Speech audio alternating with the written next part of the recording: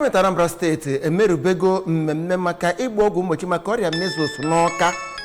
Ya bụ mmemme bụ nke mere na Okpuno Primary Health Care Center na Council Awka South na Anambra State.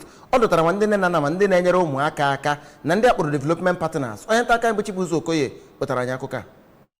Ya bụ atụmatụ ọgwụ mgbochi ka onye kọmishọna na-ahụ maka ahụike na steeti a bụ dọkịta Afọmobilike kenere ndị ahụ na-enyere gọọmenti aka ịlụ ọlụ ọkachasị otu mba ụwa na-ahụ maka ahụike nke nwa bekee kpọrọ World Health Organization maka uhu ha na-adọnyere gọọmenti steeti a ma kọwaa na gọọmenti steeti a na-agbasi mbọ ike ịhụ na enwelitere ogo ọnọdụ ahụike ndị bi na obodo Anambra. Onye nnekwu ọdakawo n'ụlọ ọrụ Anambra State Primary Health Care Development Agency Oriakụ Chisom Uche mere ka mata na ya bụ ọgwụ mgbochi bụ nke a ga-agba na ụlọ ọgwụ opekata mpe dị iche iche dị na steeti a ma kwue na ọ bụkwa n'efu ma bụrụ nke magburu onwe ya. Mgbe ọ na-ekwu okwu n'aha ndị niile ahụ na-enyere steeti aka ịlụ ọrụ n'ebe metụtara ahụike ka onye zonal coordinator nke World Health Organization bụ dọkịta Chimuanya Igba toziri gọọmenti steeti a maka mbọ ọ na-agba n'ebe ọ metụtara ọnọdụ ahụike ndị Anambra ma kwezie nkwa na ha ga na-adọnyere ya ukwu oge niile. Site n'Awka, aha m bụ Chibuzo Okoye maka akụkọ ụwa.